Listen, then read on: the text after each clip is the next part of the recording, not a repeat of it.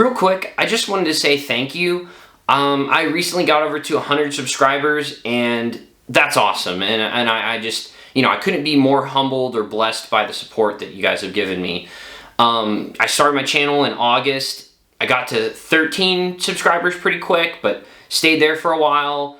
Then I bumped up to 37, stayed there for a while, and my goal was just, and I thought it was kind of a lofty goal, to get 50 by the end of the year. And I got, I think, in the 90s by the end of the year, and then, quickly got to over 100. So, very humbled. I appreciate you guys very much, and, it's crazy to think about. I have kind of a small house, granted, but if I had all of you guys come over to my house, you would be overflowing my house. So that's cool. When I started this, I didn't know what to expect, but I know I didn't expect this, at least not so soon. Hey everyone, I'm the guy with no name. Thanks for stopping by my channel. So now that 2023 is over, I thought this would be the perfect time to talk about my favorite and least favorite movies of the year.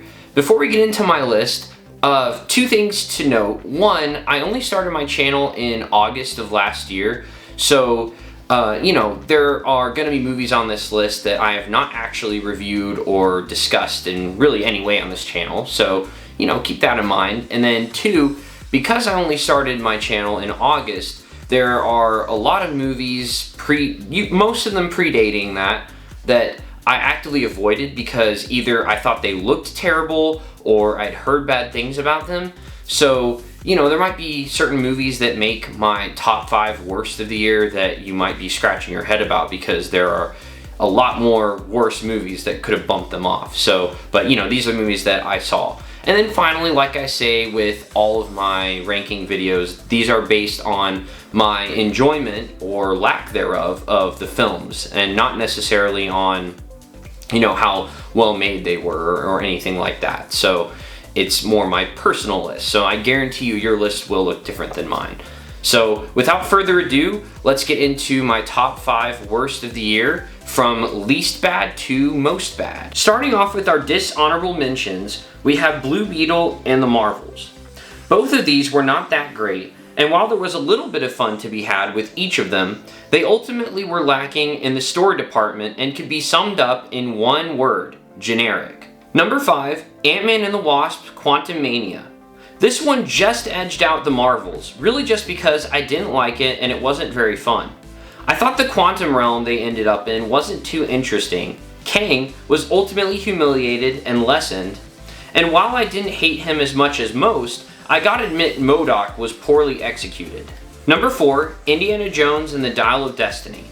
When I made my ranking video of all 5 Indiana Jones movies, which you should check out if you haven't already, I had a hard time deciding if Dial of Destiny or Kingdom of the Crystal Skull was worse.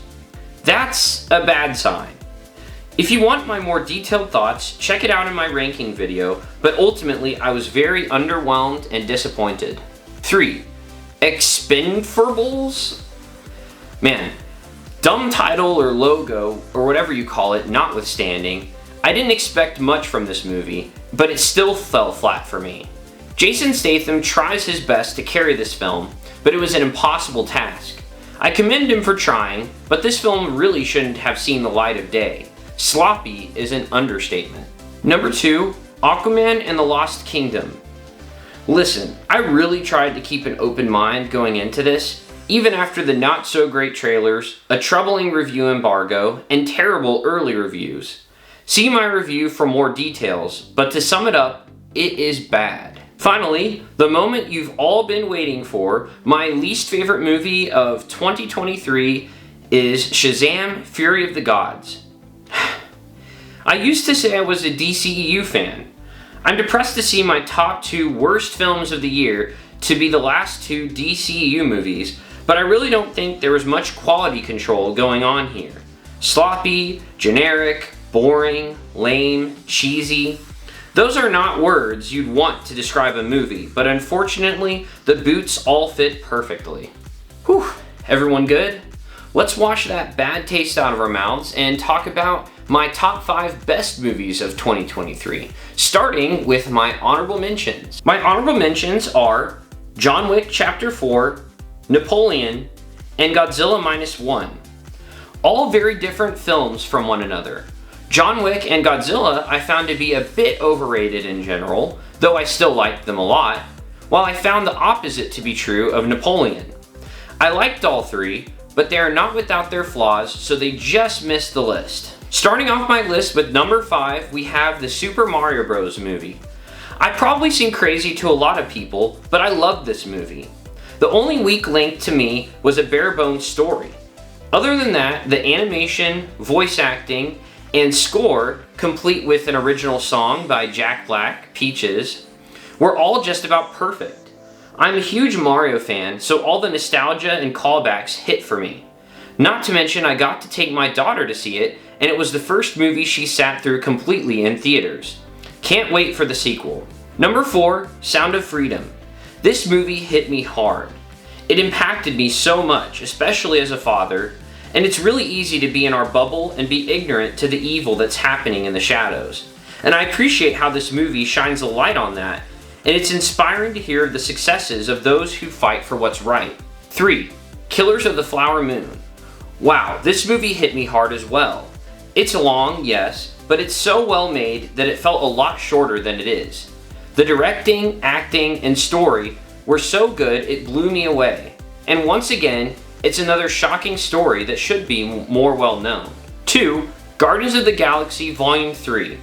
I had high hopes for the conclusion to this iteration of the Guardians of the Galaxy, and I can't believe how the film met my expectations and then some. I was emotional throughout, and James Gunn really struck the perfect balance between heartfelt and funny moments. The Guardians of the Galaxy trilogy should at least be in the conversation for best movie trilogies of all time. And number 1, my favorite movie of 2023, Oppenheimer. After seeing this in the theater, I leaned over to my wife and said this might just be my favorite movie of the year, even though it was so early on. That turned out to be true. Christopher Nolan knocks it out of the park. But really, what makes this film incredible is everyone involved seems to be firing on all cylinders, whether it be the cast, special effects, score, editing, costumes, you name it. Plus, it can't be overstated how insane it is that Nolan was able to make a film about J. Robert Oppenheimer, which is mostly just talking, into an enthralling, thrilling film that had my eyes glued to the screen start to finish. So how does your list compare to mine as far as the best and worst of the year? Let me know in the comments because I really would love to, see how your lists differ from mine. And it's one thing to be ranking the DCU movies or the Indiana Jones movies and kind of seeing where the differences are there. But as far as movies for the entire year, I'm really curious to see, what movies might be in your list that weren't in mine or whatever. Also, like I said, big thank you for 100 subscribers. I really can't thank you enough. And, if you like this video, click the like button, subscribe, and, I'm really looking forward to continuing this throughout 2024 and seeing, I'm really curious to see where I'll be by the end of the year. So, appreciate each and every one of you. This is Guy with No Name, signing off.